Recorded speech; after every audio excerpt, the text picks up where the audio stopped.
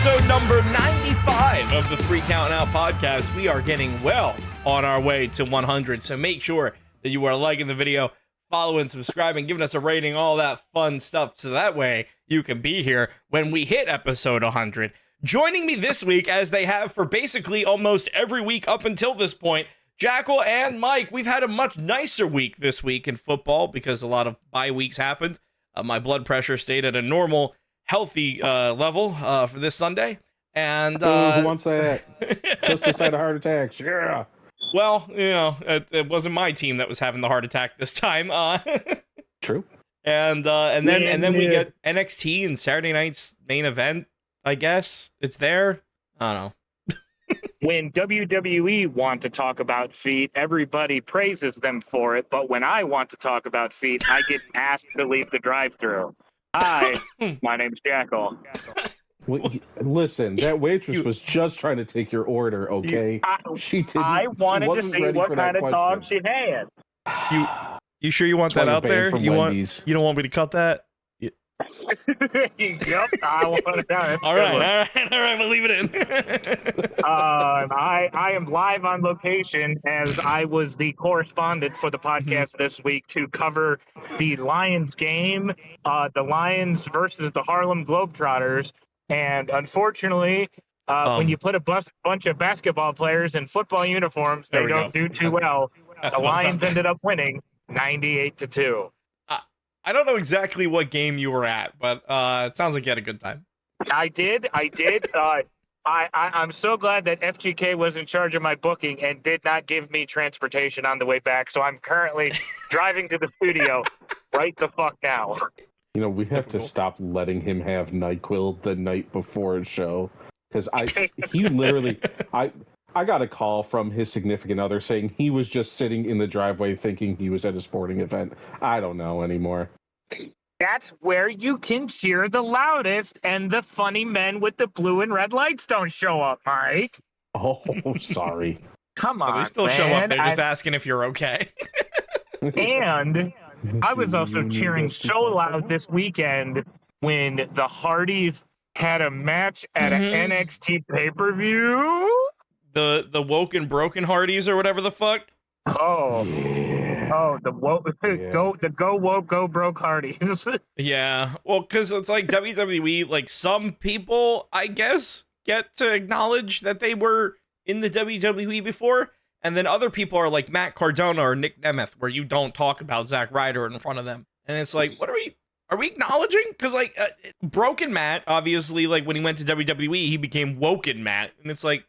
Are they keeping that? Or are they what's happening here? It's like it's very confusing.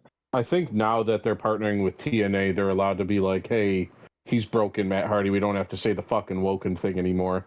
Yeah, but they still did the woken theme when it came out, where it has the CFO's woken tag in the beginning.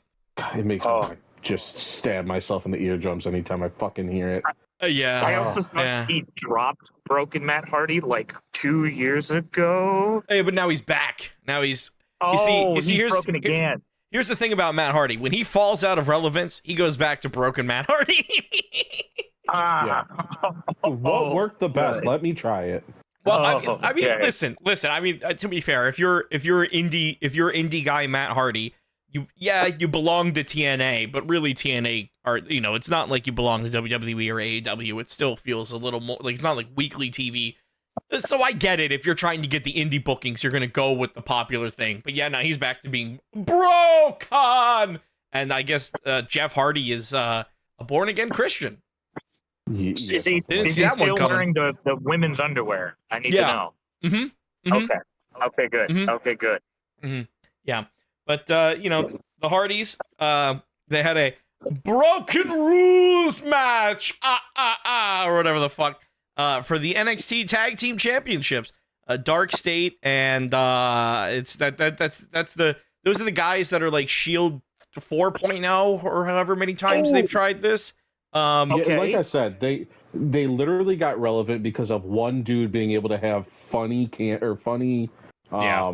That dude said he was gonna like shove his hand up Gunther's ass or whatever. He said he was gonna work him like a he's the puppet only one that can talk. he has fucking funny promos, and they were like, "Fucking book it, such good shit." Well, and they just kept on that the whole fucking time. There's another reason why Dark State is relevant now, because Dark State defeated the Broken Hardys to win the NXT Tag Team Championships. So, it seems like WWE is doing their typical, all right, the belts are on you, sink or swim. And I assume Dark State will, for the most part, sink. I think any faction like that, a couple people come out of it. A couple people. David Otunga. Hot wife. Skip Sheffield. Sorry, Ryback. Oh, he eats chips now. So he eats chips and comments on TikTok videos. Mm-hmm. I have blocked him on TikTok about 40 times, and he keeps on coming back like fucking herpes. Oh no, I love when his videos come up. I hate it. I hate seeing his face. I hate hearing his voice. It gives me hemorrhoids. It's he's one of those guys that it's like, man, I'm kind of glad nobody ever picked you up. Like I could have seen like Tony Khan maybe trying to scoop him up in the beginning just to get a controversial signing or whatever, but it's like, I'm kind of glad that he just kind of like, threw CM Punk off a stage, missed the table, and then got fired, and nobody did anything. Seems like a fitting end. Yeah, he needs to just go away and never ever come back ever in the history of ever. Mm-hmm. Mm-hmm. Yeah, there's definitely not a main roster spot for Ryback on any company anywhere anytime soon. However, I really hope that there is a main roster spot in WWE or AEW or anywhere on American television on a weekly basis where we can see the tag team of Mr. Iguana and La Parka.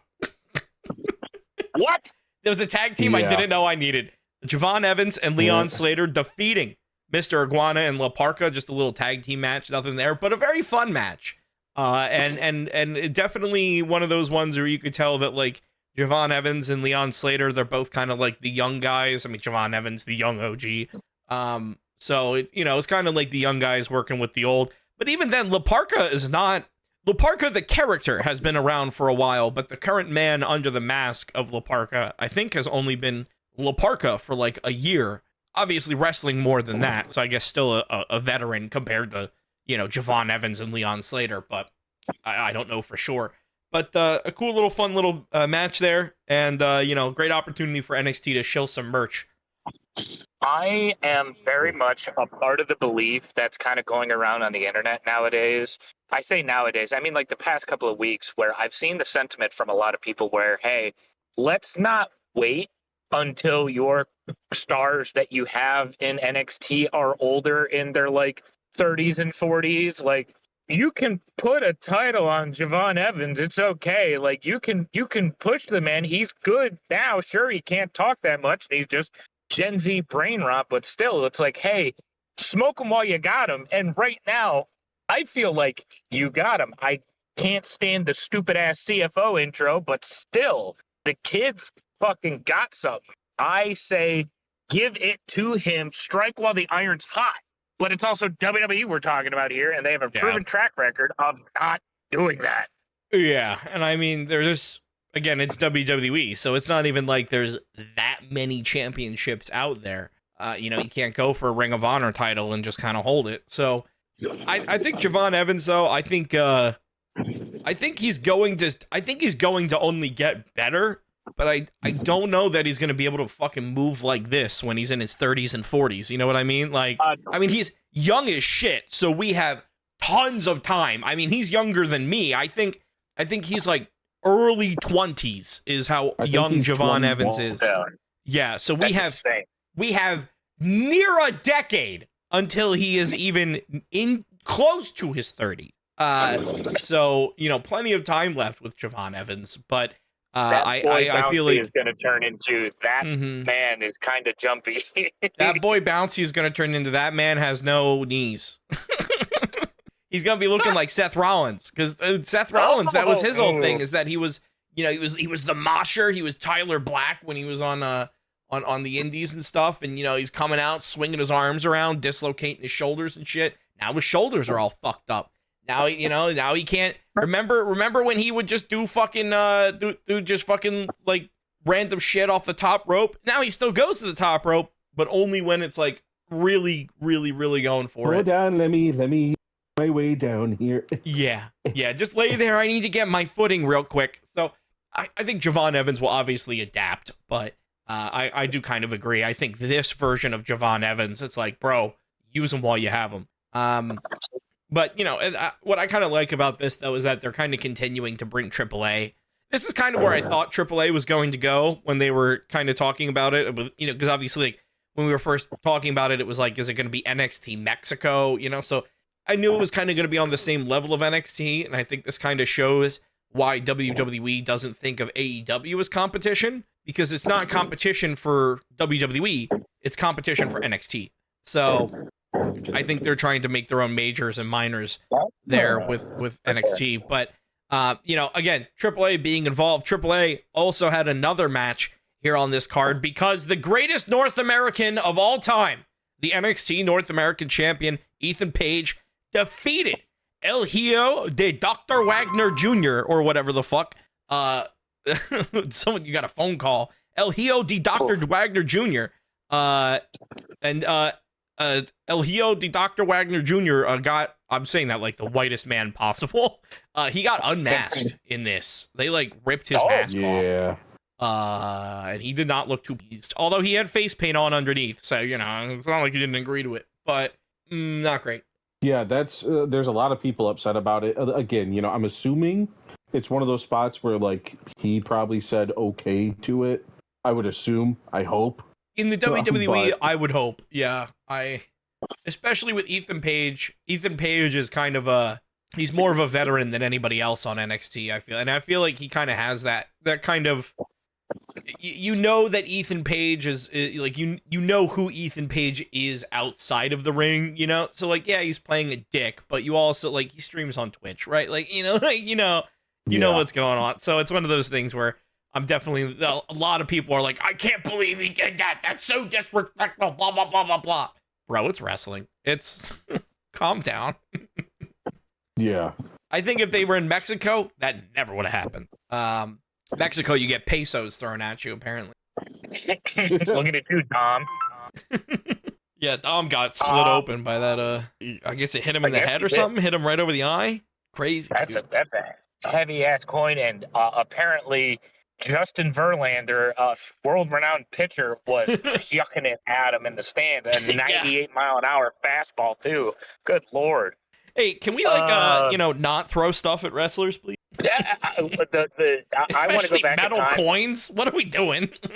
I want to go back in time and stop that one guy way back, like, before Attitude Era. That the first man to ever do it. Gone. Yeah. Like, hey, stop. You're going to have a bad chain reaction here. Knock it off. You don't know what you're about to start yet. But because who knows, if that series of events gets changed, we might not have gotten the next match. Well, the next match, I feel like maybe the course of history could have changed just because of who was booking the match and which head they were thinking of. But Blake Monroe defeated Zarya for the NXT North American Women's Championship. So Blake Monroe, is she still going for the NXT Women's Championship? I don't know, because now she has a little bit of gold around her waist. I don't know. I feel like you didn't want to have her lose this match because she has a lot of momentum, but at the same time, did she need a Women's North American Championship? It kind of sounds like they're just going, look, new star with the new toy, It feels a little bit like that. It feels like Blake Monroe was really being set up to just take the NXT Women's Championship. So I don't really know what's going on there, but it was in the past 30 seconds of you talking about this, because I did not know this match happened clearly, or my segue would have been a lot fucking better. I kind of realized this. I feel like in their mind, the NXT North American Women's title needs Blake Monroe. Blake Monroe does not need the NXT North American Women's title. I guess it's just. I feel like got off of it at least. I feel like if you give her the title, you can't have her just lose it, right? So does she go after the NXT Women's Championship? Because Blake Monroe isn't somebody that you necessarily, unless she is purely there to try to pull ratings from AEW, I don't feel like Blake Monroe is somebody that you would want to keep on NXT for any longer than you have to. Come on, WWE would never do that.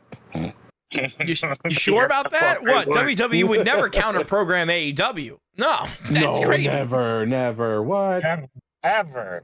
No matter how violent the lesbian is. WWE would never keep skilled AEW stars on the NXT developmental roster, right? They would never do that. No. They would never do that, especially not to somebody like Sean Spears.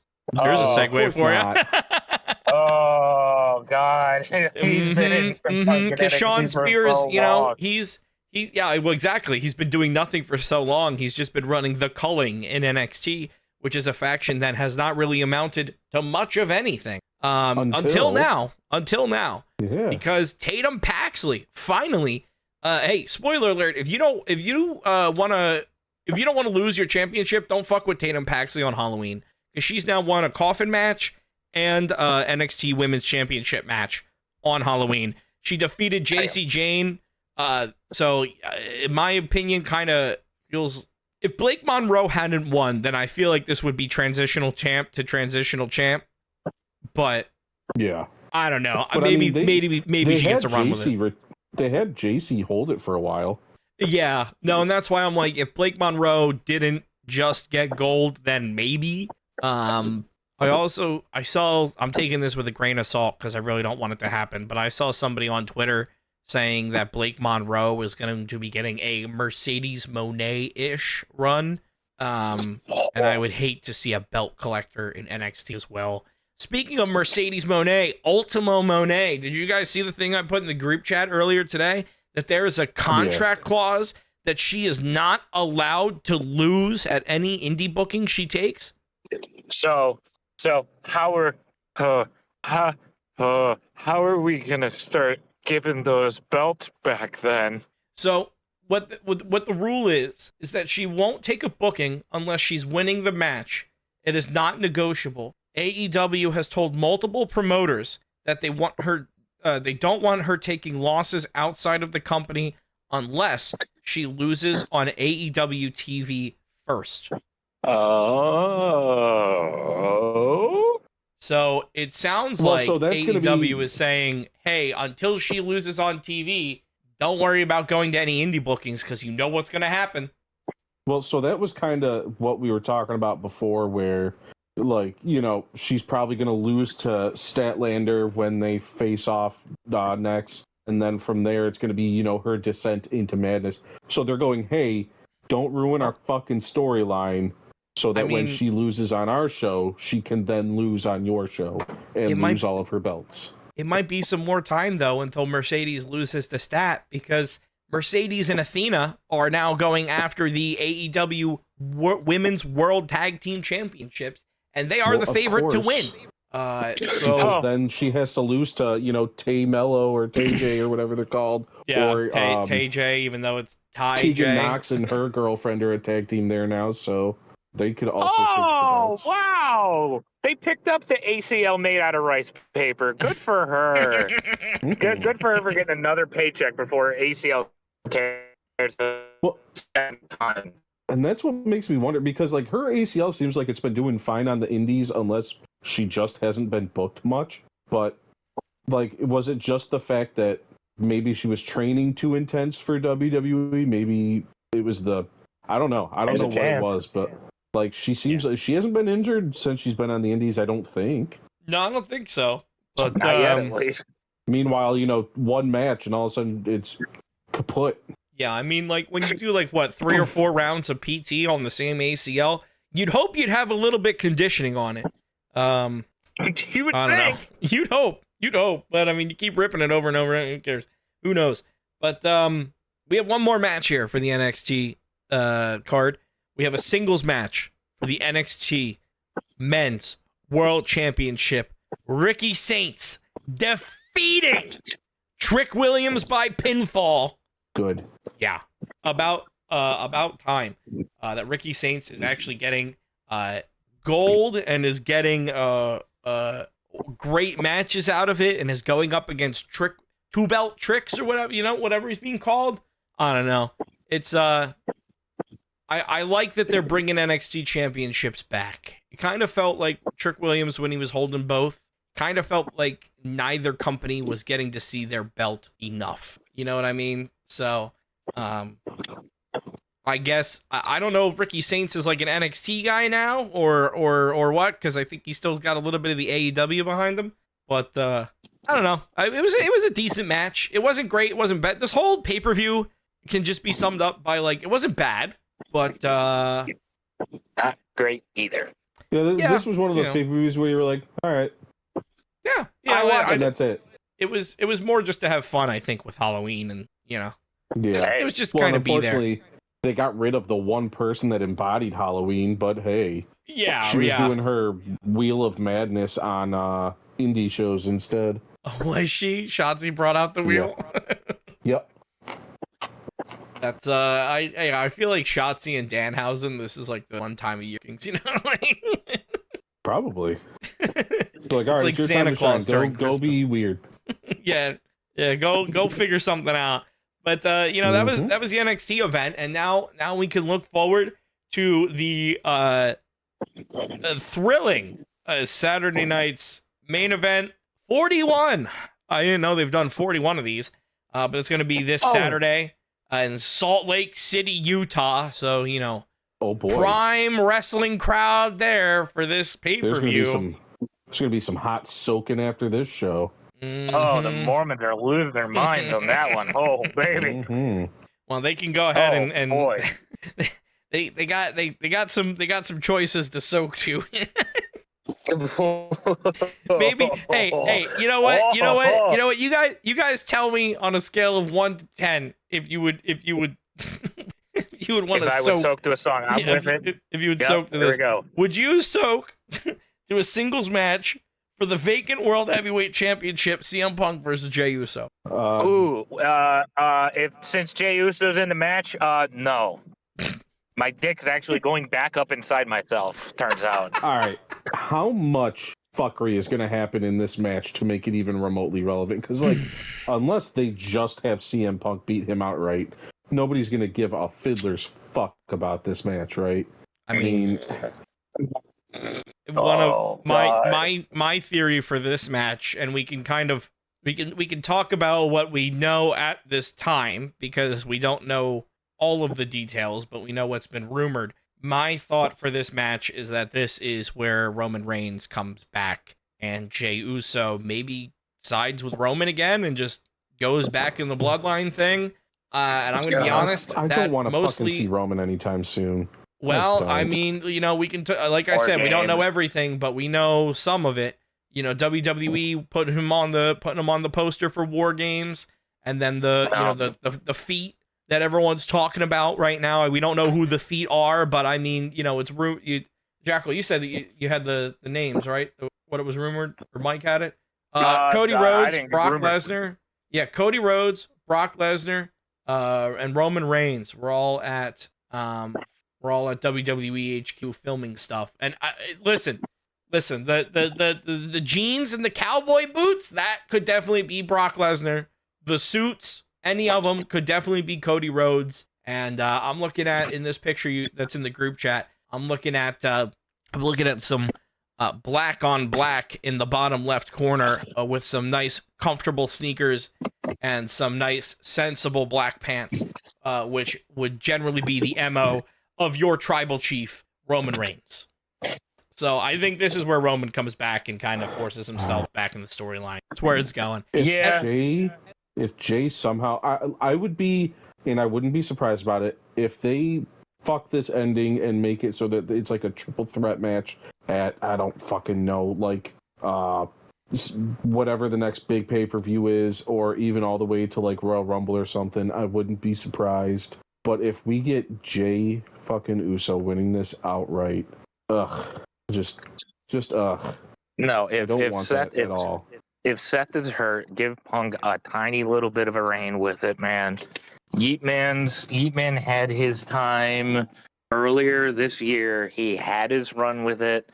I didn't do much of nothing with it. I like Punk here. I think there's going to be some some Vision kind of sticking their nose in, Roman coming down, getting involved to set up War Games, because that is the next big four pay-per-view. I think it's going to be Vision and a teammate with Punk, Reigns, Jay, LA Knight, whatever, kind of bad guy, good guy team, because they aren't just going to have War Games set up for fucking Wyatt 6 versus motherfucking Tongans. They need one more match besides that. But then, and what I fucking hate about that is that means we're getting almost the exact same War Games match as before, and it's just fuck. I'm so done. I'm so done with goddamn War Games. They've abused it to death. It should be special, not, well, look, it's the same thing as last year. Again. I hate it. They did the same thing with fucking Elimination Chamber. And God, they need to learn when to let a gimmick breathe. We don't need War Games every fucking year, especially with the same people in it. Yeah, and I don't give a shit. What confuses me about War Games this year is that a couple of weeks ago, like, NXT had it was like the NXT Homecoming show, and Triple H and Shawn Michaels were in the ring together talking about wanting control over NXT, who was going to get control, who was going to keep control. And then William Regal came out and said fucking War Games. And they're just not touching on that's the War Games setup. And if you're asking me, the control of NXT is a much more interesting War Games story than Team Bad Guy versus, and maybe they do an NXT War Games, but I don't know how you do that with a whole bunch of people that are still learning how to wrestle, and you don't really have anything set up. There's no that'd be easy. Oba Femi, Ethan Page, Ricky Saints, Javon Evans versus who?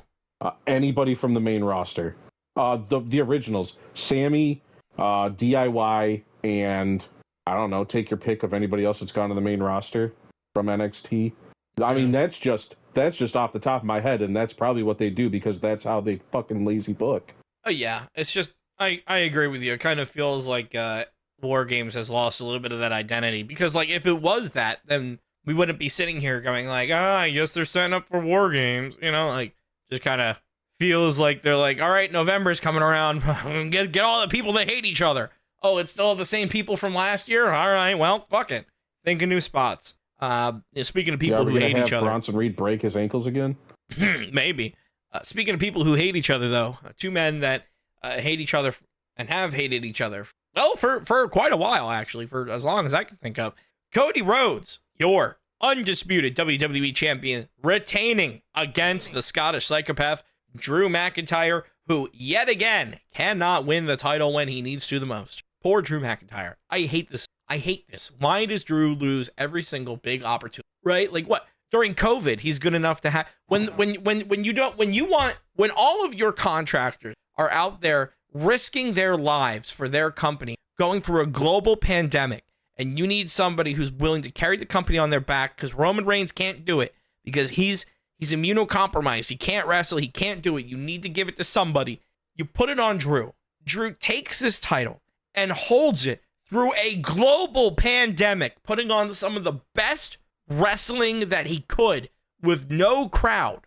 And you don't even give him at most you give him 5 minutes with this belt in front of a crowd.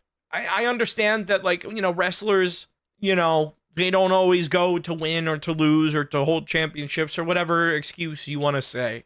But when Drew McIntyre wins this champion, he better hold on to it for a fucking year and a half. He better hold on to it for fucking ever because he fucking killed it during the pandemic and kept the company afloat. And they just keep shafting him every single opportunity. Does Cody have a match at Saturday night's main event? Yes, against Drew. Oh, okay. So that's what you're saying. He's going to lose again? Probably. Yeah. It's probably because he called Naomi's unborn child a bitch just like his daddy or whatever the fuck he said on Twitter. I mean, he said he didn't call it a bitch. He said he hopes it's not one like its daddy. Oh, okay. My bad.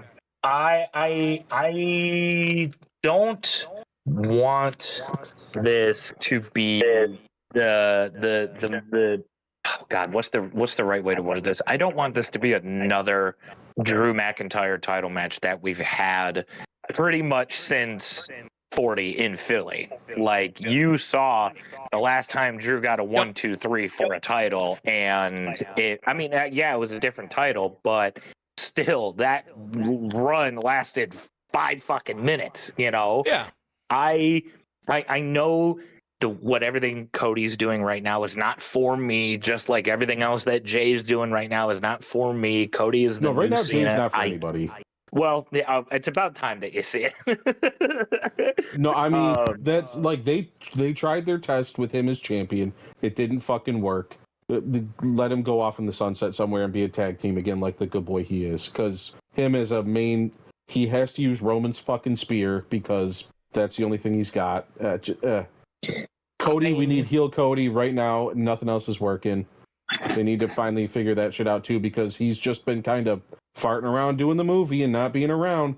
That's the other thing too. When you have a champion, hey, maybe make it so that your champion's around so we see the belt. Don't let him go off and fucking do stuff, huh? Just me. What do I know?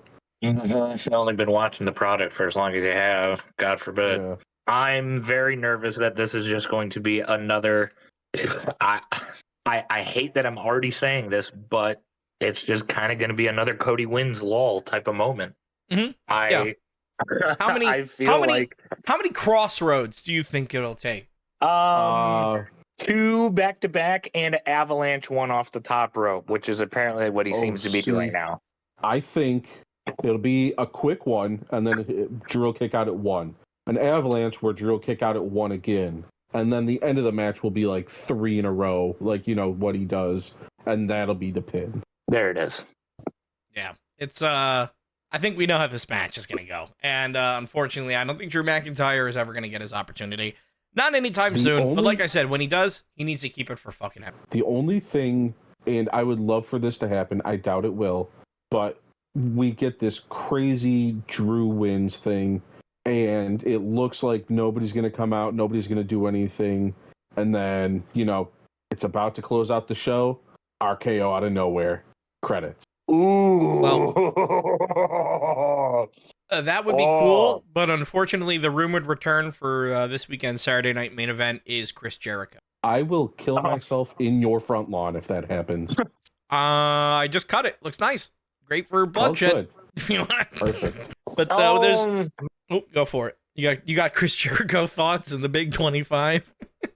Hey guys, hey guys, I'm back. Hey guys, Yeah. learning to Jericho back. Hey guys. Oh God, where does he even fit in? What does he do? I don't know. If Chris Jericho comes back to the WWE in any wrestling capacity, then I think WWE has completely jumped the shark and missed the mark on this one. Because, like, listen, sure, he's going to be in the WWE Hall of Fame, right? Chris Jericho's gonna be in the Hall of Fame. He's had a legendary WWE career. He's had a legendary pro wrestling career. He's probably not done his wrestling career as much as everybody would like him to be. I'm not dumb that I know at some point in Chris Jericho's career, he is going back to the WWE. And right now, it is rumored that it's going to happen in either Saturday night's main event or Survivor Series. Either one I could see happening. What I don't want to see is Chris Jericho in his, 50s or 60s, wrestling, against people like Javon Evans or, people that are on the WWE roster now. I don't mind if he wants to come in and coach them and help them out. Maybe he wants to be like MVP. He wants to come in, grab a tag team. Maybe every once in a while he works a match or something like that. But even then, I'd argue MVP is a whole lot better than Chris Jericho is right now. But, maybe he wants to get into that role. Okay, that's fine. Maybe he wants to be a trainer in NXT. Okay, that's fine. I don't need him wrestling. I don't need the fucking Jericho Appreciation Society happening in fucking SmackDown. I'm good. I'm good.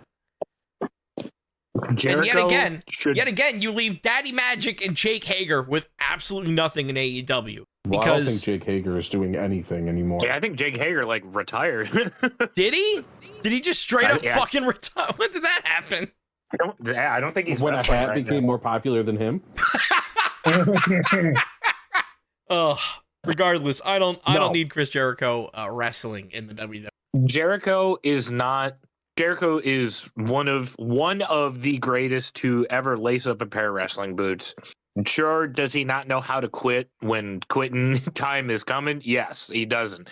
However, he needs to do his Jericho's little retirement tour of just purely the nostalgia matches, because he is not John Cena.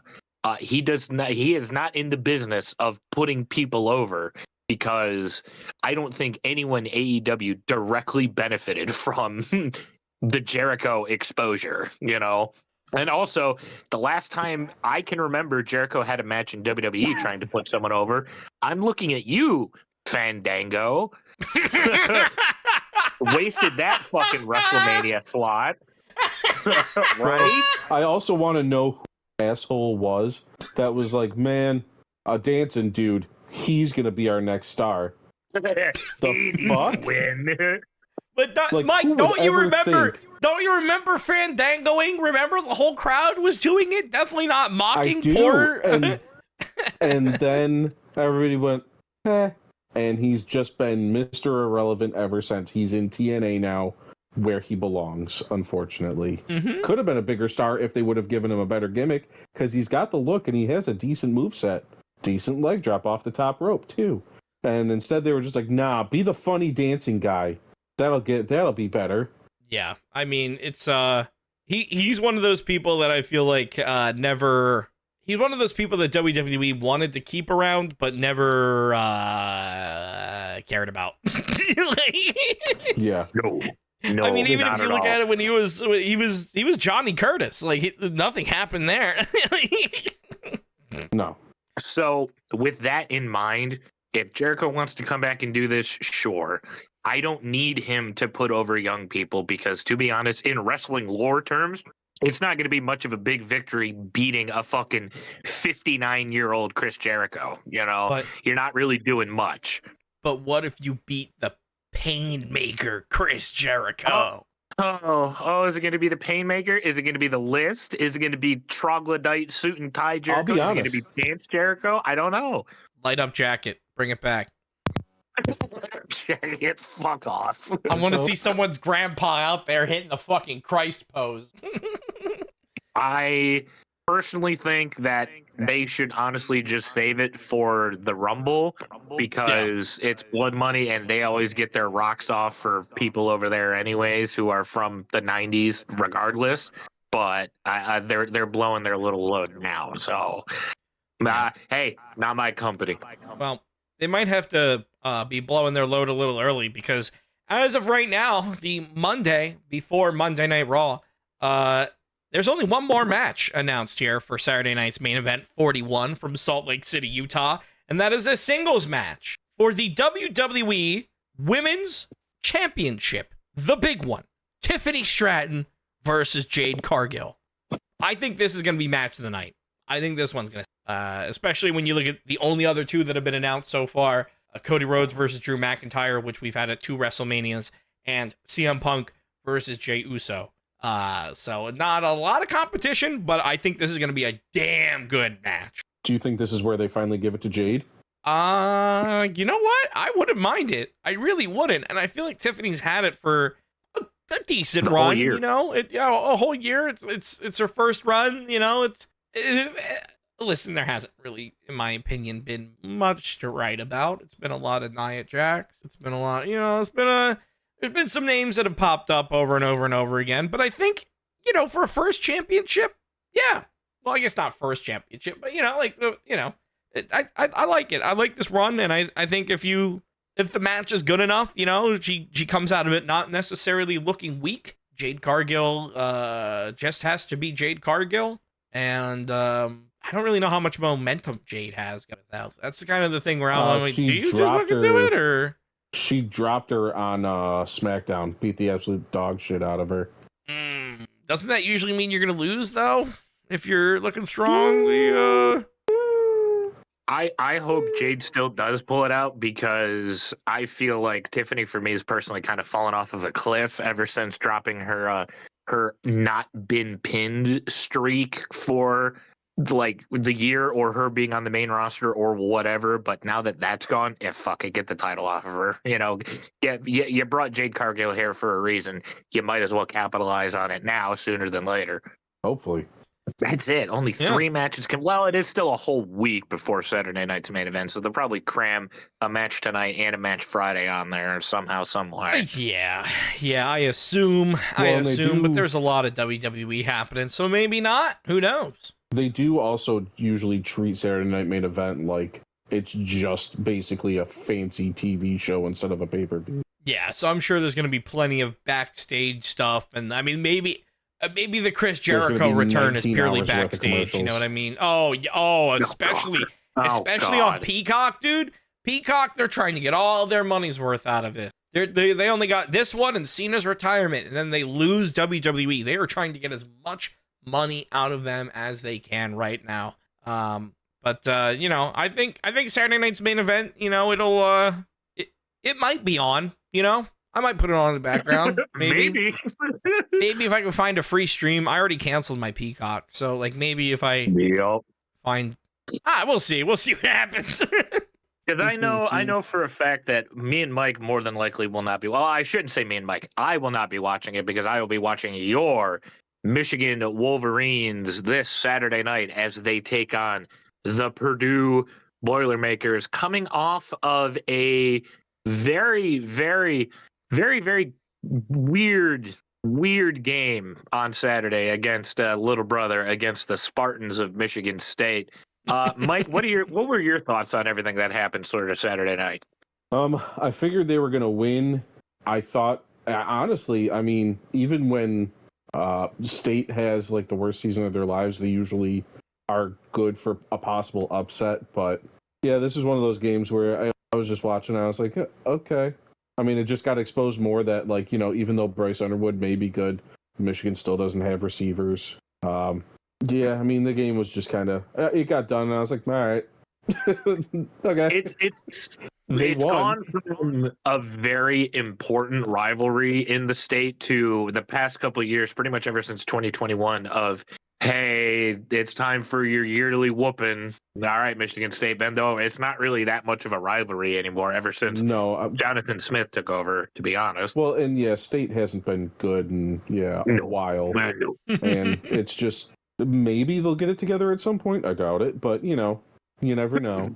Because outside of some weird officiating, we're being honest, there's really not much to report with the Michigan State game. No, like I said, it got done, and I was like, okay. That was time spent. Else. Yeah. People are sort of clamoring for Jonathan Smith to be fired now. But realistically, if you know football, that they're going to wait until the season is over so that his buyout drops from $20 million down to $9 million, which is a lot more stomachable for a university. And that would add the Michigan State head coaching job to the already very, very, very, very, very busy coaching carousel going on right now, which is including Penn State, as well as the recently brand new opened up Louisiana State University head coaching job, because finally, you fucking bitch, Brian Kelly, they got told to go hit the curb, go kick bricks, as LSU fired Brian Kelly, I believe yesterday, Mike, you said? Yeah, I think that's when I sent it. Yeah, they let him go after these 3 games. They still have to pay him, unfortunately, but yeah, I mean, he's out of there for good now. So I have this very, very interesting headcanon where I thought of this today. I work by myself, so I have a lot of time to think. I think there is a non-zero chance. I don't know how good of a chance there is, but a non-zero chance that Penn State and LSU do a 1-to-1 swap where the Nittany Lions get the Brian Kelly hire and the Louisiana Tigers get James Franklin. Oh boy, that would be something. That would be something, wouldn't it? That is the only way I can describe that. If I saw that happen and that really took place, I'd just be like, huh, okay. Well, I Out of all the mean, choices you could make, that's certainly one of them. Last I to be heard, honest, wasn't it someone from Nebraska that they were thinking for Penn State? oh, you think it guys like the the actual Nebraska head coach or a coach on Nebraska's like staff? I remember hearing somewhere that like somebody on Nebraska's staff was a favorite for. Because Let it's me see if I probably can not find the Matt tweet. Rule. Let me see if I can find Probably the not Matt tweet. Rule. They if I'm Nebraska, I lock down Matt Rule for not a long time, but at least for the next couple of years. I don't think it's Matt Rule. If it's an offensive or defensive coordinator, that makes a bit more sense to me. But these jobs opening up definitely make the offseason for college football a lot more interesting, because I also believe Billy Napier in Florida is gone as well. I also heard that Dan Lanning of Oregon is also a rumored sort of front runner for the LSU job, which therein would open up a spot at Oregon. It's very interesting, the carousel that you get to move all these pieces around.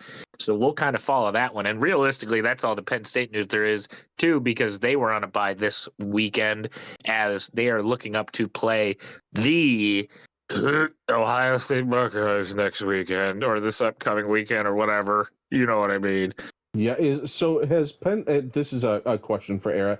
Has Penn State pretty much finally just been like, all right, you know what? We know our season's bunk. We're just gonna try and keep our players healthy, or do they still think they can compete? Have you noticed anything at all? I think the plan is to just kind of go out there and have fun and try shit and see what sticks. Also, it was CBS College Sports Football on Twitter, but they were it's speculation that Matt Rule could be a can. Really? That's what I remember seeing. That's not bad. I mean, it's speculation that he could be a candidate, so I'm not really going to take that with a grain of salt. But at the same time, I wouldn't mind. I'm interested to see what happens with these next few games, because knowing that they're trying to make the decisions soon, I would assume that you're gonna, like, if you're coaching staff, you're gonna still try to do the best job that you can and see if you can't get up to head coach, right? That's the goal. So I don't know. Maybe I don't understand how that's all going to work, but I feel like if you're somebody, if you're somebody on Penn State already and you're like, well, shit, the big one just opened, right? Like, you're throwing your name in that hat. You're going to try to impress some people. So I feel like the environment right now is just kind of, it's not going to be our year, but at the very least, you can try some stuff in a game environment that you're not really able to try anywhere else. It was also a bye week last week, so what the fuck do I know? In the world of college football, I feel there is nothing more dangerous than a team with nothing left to lose. I think, especially looking at the 2024 Michigan Wolverines, where their season was in a fucking tailspin immediately after winning the national championship. One thing that made it so much better was going to Columbus, Ohio, when no one thought you were going to win, when no one thought you were going to do anything, when no one thought you stood a popsicle's chance in hell to beat the number one ranked Ohio State Suckeyes, and you waltzed in there, you punched them in the mouth, and you leave with a W.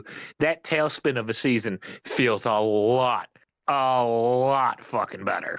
Look, the Penn State problem with Ohio State was James Franklin. James Franklin was we did not have, I mean, yes, Ohio State was always a rivalry, but they were not the constant thorn in our side like they were until James Franklin took over. He can't beat ranked teams. He definitely can't beat a number one team. But we don't have James Franklin. So now it's like, all right, if we're gonna say James Franklin was the problem, here's your shot. Honestly, let's go. Even if we don't beat Ohio State, just put some up, just have a good showing.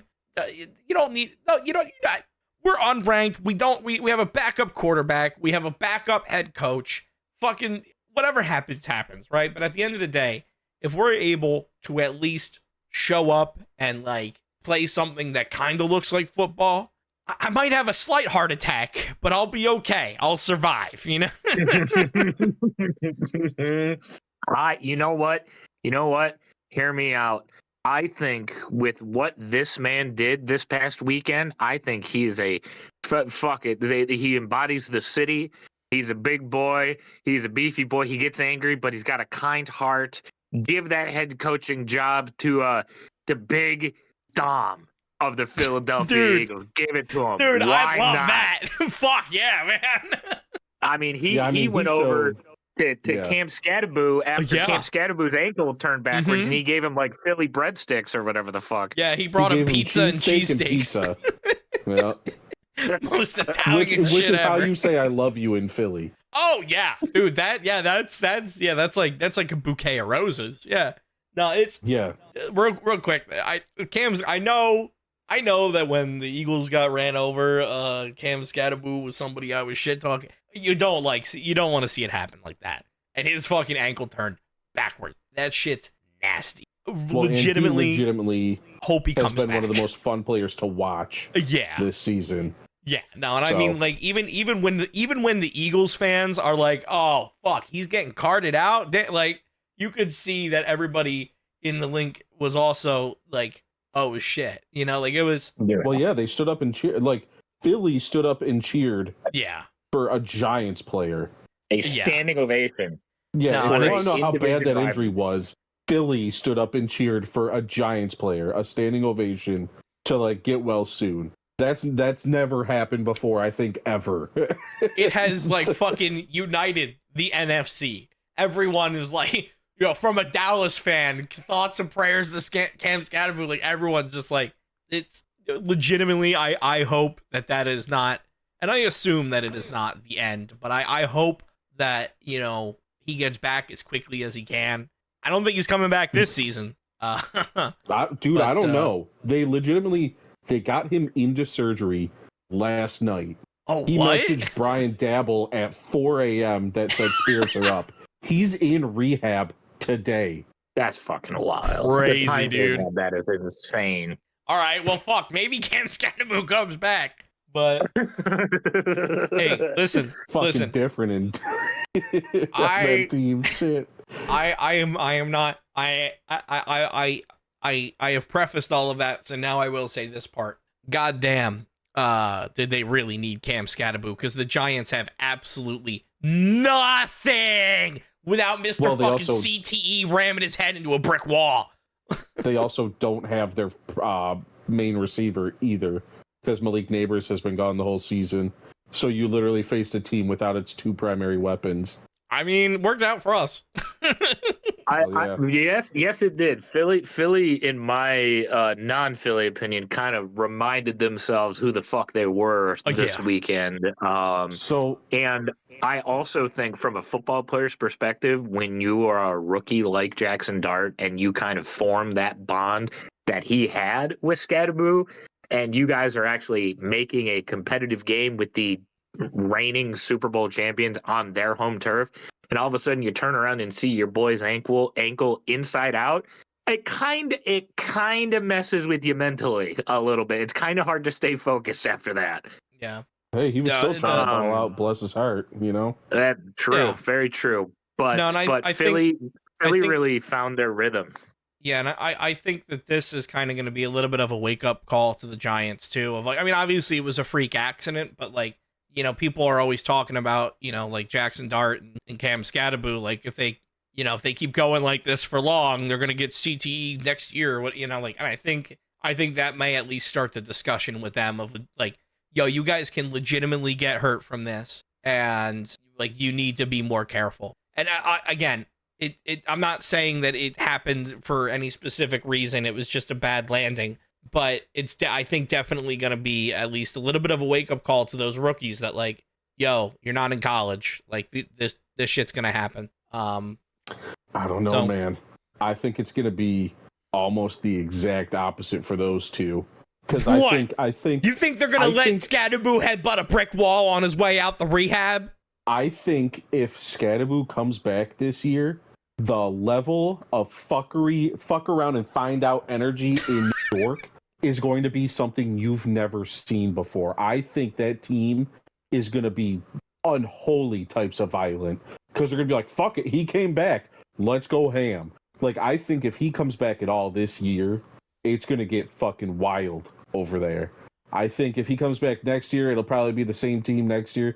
But Scadabo's still Scadabo, man. Like, that man he's gonna have a short career, but it's gonna be one to watch. And I don't think one injury is gonna change that.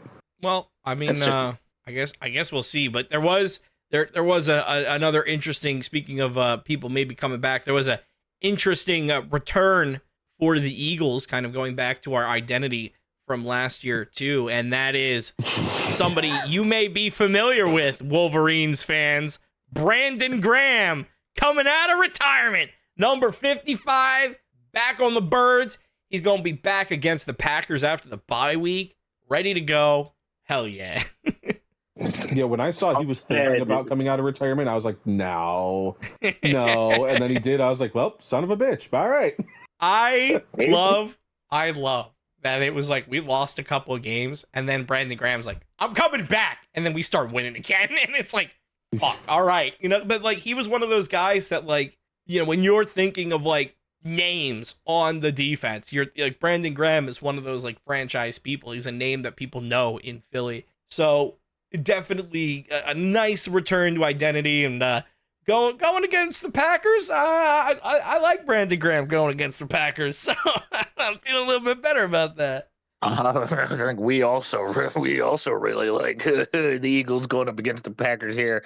You want to do us another favor of running that Brazil game back and knocking the fucking cheese heads down a peg or two?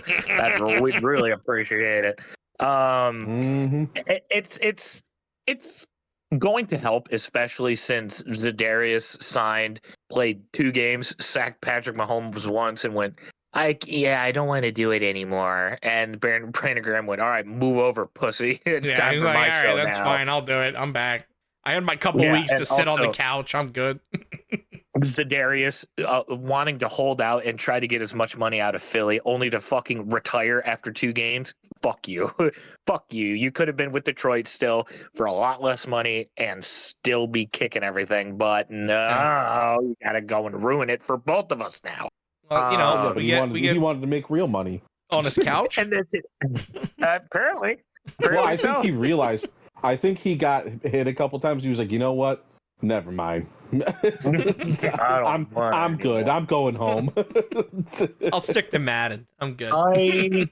There was a lot of shit that went down this weekend. Like Denver absolutely annihilating the Cowboys, Indianapolis bitch slapping the Titans, Myles Garrett realizing he should not have taken a bag and gotten the trade like he originally wanted, because he got, for the first time ever in NFL history, he got 5 sacks in a single game by himself and still lost by 19.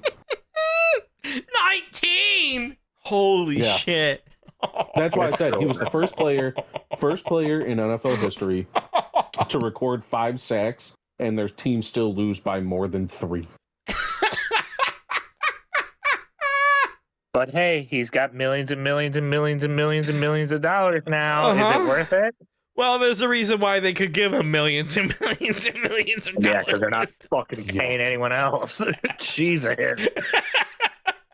Like, who else is on our defense? Carson Schwezinger? Nope, he might be injured now.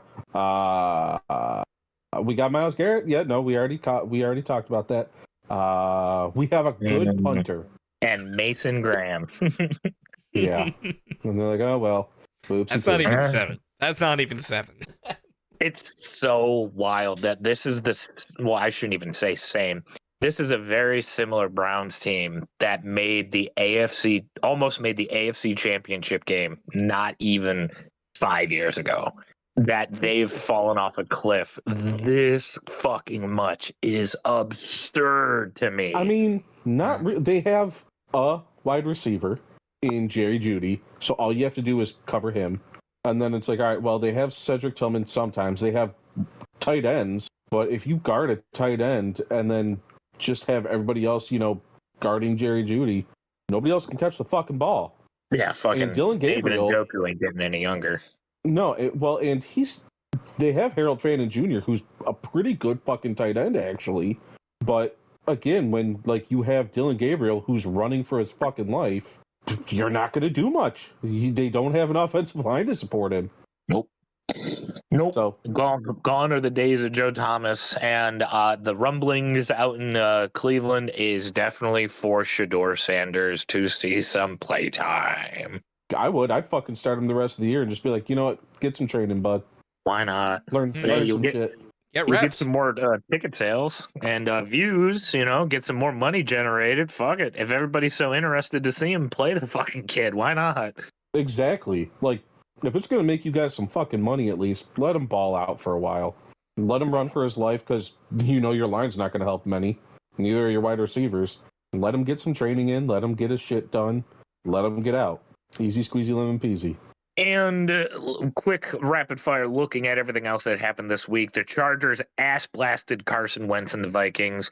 The Dolphins apparently bent the. Well, Isn't Carson Wentz hurt already. now? Okay. Yeah, let's talk about shoulder. the Vikings real quick. We should have. What the fuck are you doing? Did they mean to hurt him? They were like, good, he's injured. Keep him out there.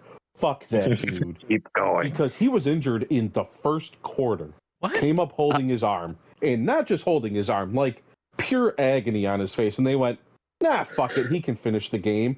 And they just let him go out there and take another 14 hits. And it's Oh my God. Why? What the fuck are we doing? I'd argue Carson Wentz got hurt in the Philadelphia game because Philly beat the shit out of him too, and it carried over into this one. Probably, but I mean, that dude's arm was fucked the whole game, and they just went, nah, keep him out there. That's all we can do. Nothing else we can do about it. Just keep him out there. Let him go. And then they're all excited because they're going to get Aaron Jones back, even though he's more injury prone than Carson Wentz's arm, and so he'll be back out soon enough. That team is just their head coach should be fired clearly at this point. If you're going to let a quarterback stay out there and be abused a whole fucking game, that's just player negligence. That is just you clearly abusing a player. I don't care that it's Carson Wentz. You're legitimately threatening somebody's livelihood at this point. And then their team is just going to be hot garbage. Hopefully JJ does something for him, but probably not, because he'll get not against the Lions at least. Dolphins ended up outlasting the Falcons. Ravens, the Lamar Jackson-less Ravens, beat down Caleb Williams and the Bears. Aaron Glenn outlasted Joe Flacco to get his first win, 39-38. The Bills destroyed the Panthers, 40-9. Texans whooped the Niners. The Buccaneers pummeled the Saints. And the Packers, Tucker Kraft and friends, ended up committing elder abuse against Aaron Rodgers last night to a final score of 35-25, whilst we have the Jaden Daniels-less Washington Commanders taking on Pat Mahomes and the Chiefs Monday Night Football tonight, starting here very, very soon.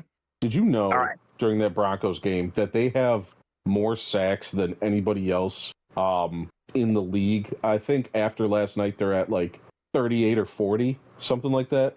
Jesus Christ. That's fucking absurd already. Yeah, because they were at 35 going into the game.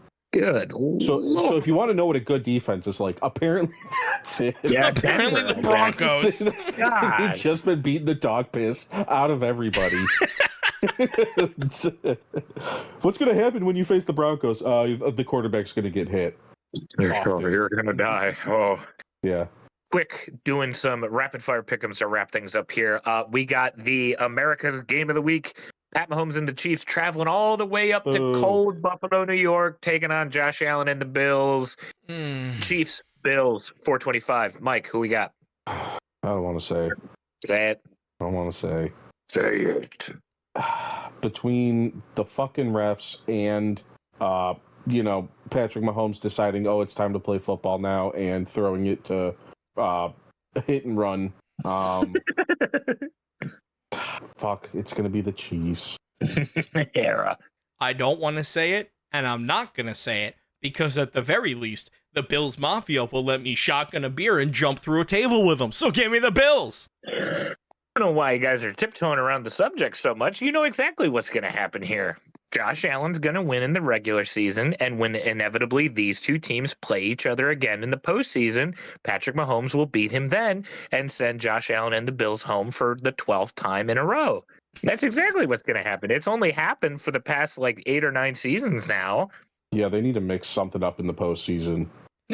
And the other game that we're going to take a look at is going to be Sunday Night Football, which this one should be a bit more competitive as the Sam Darnold Seahawks traveling to the Washington Commies, who I believe will have Jaden Daniels back for this one. Seahawks, Commies, Sunday Night Football. Mike. I would really like the Seahawks to figure out their fucking run game because you have somebody like Kenneth Walker who has, I think, 3 or 4 more yards per carry than Zach Charbonnet every time he touches the ball. And then they're like, no, we like a split backfield because they're fucking stupid. That being said, I don't know what's going on with the Commanders. Their team's weird this year, so I'm going to say not by much. It's going to be a close game probably, but I'm going to take the Seahawks. Ooh, saucy. Era. Yeah, I mean, the Commanders, I think, are doing Commanders shit again and maybe forgetting a little bit of their identity, and it's some of that might be due to political things that are being forced upon it. Some of them might not. I don't want to get into that. But I do think that having a game against a team that you can probably win against at your home sounds a whole hell of a lot like what the Eagles just had. And I feel like this might be a little bit of a reset for Washington, a little bit of a reminder that, hey, we're not this kind of same tier as the Seahawks, and maybe they can get a little bit back on track. Maybe the NFC gets pumping again, Give me Washington. Ooh, I'm going to join you on Washington, and totally not because I have Jaden Daniels in my paid fantasy league, and I really, really, really need him to get points, and I really, really hope that he does very well. I hope Washington wins like 90-0. Oh, I'm going up against first place this week. Come on, Jaden Daniels, please, I need you. And with how lukewarm of a taste college football left in my mouth this week, I kind of don't want to pick it. It seems to be a quiet week this week. Oh, too bad, you said? Yeah. Oh, well, okay, if you say so. There's only 2 ranked games this week since We Mike don't even have to pick a ranked forcing one. You could throw in some action if you ever want to. All right, now we're talking. Now we're talking. Now we're getting somewhere. Now you're throwing me off my game as well, too. I had the ranked ones pulled up, but now I got to go to a whole nother spot. Whatever your heart desires. Whatever your little heart desires. Okay. All right. Hold on. Hold. Perfect. 4 p.m. Western Michigan, Central Michigan. Who we got? Oh, I got Central Michigan all day. This is the Broncos up. versus the Chippewas. Yeah, well, you see the sun rises in the east and sets in the west, and you said this is at 4 p.m.? That is closer to sunset than sunrise, so give me Western Michigan. Oh. I gotta say fire up Chips because I think my boss at work is a Central Michigan alum, and I hopefully by saying that I'll get a raise. Fingers crossed. God help you if your boss listens to this podcast. Oh, perfect. All right, and a matchup happening tomorrow. The UTEP Miners taking on the Kennesaw State Owls at 8 p.m. on a Tuesday. I don't know about you. Give me the Miners. Again, God help you if your boss ever listens to this podcast after you just said that. Give me... What was the other team? Kennesaw State. Yeah, give me Kennesaw. Why not? They can get a win. Mike, Miners or Owls? I think he was too shocked. I think he was too shocked by the way that I give this pick him. I don't know. He seems frozen by fear. He forced me to pick it, and he's sitting here not saying anything now. He's frozen. Oh, he's punching. Oh, we can hear him. Oh my God! I think he's getting tagged. There we go. There we go. I said give me Kennesaw State like 5 minutes ago. There we go. Mike's Now on my side. Jackal, what do you think about that Vandy, Texas game? Oh my God. I think Texas needs to get the fuck out of the top 25. I think Texas is going to lose Sark to the NFL. I think Sark has kind of put up a flare saying, hey, some NFL team come get me. Tennessee, I'll take that job. I don't care. I think Sark wants out of the world of college. I think Arch Manning is severely undercooked right now. He needs a lot more time in the oven. He could be good eventually, but he's just as much of a Nepo baby as Shador Sanders was right now. And I think it's only fair if people start treating him the same. Oh my God, I think his secret agents are at my door. Oh my God. Oh, look at that. One of them broke in. Sir, why are you about ready to punch me in the face? Ooh. I shouldn't have asked that question. Yeah, did you know that the guy was outside? I did, actually. That is why I asked that question. I probably, Well, we hit him so I wanted hard to he see what disconnected happened. from the call. So I guess I'll go for the pin. I'll pin his disconnected corpse. That's, you know what? Go for it. He is unconscious, so that makes it easy. He's One. unconscious and stripping for some reason. Well, that's just his innate reaction when he's unconscious. He just gets naked. So yeah, go ahead. All right. 1, 2, 3. Wow, that was pretty easy. Hey, but nobody had to die. He's just unconscious, so that's nice. Well, I mean, we still could. I mean, yeah, you could.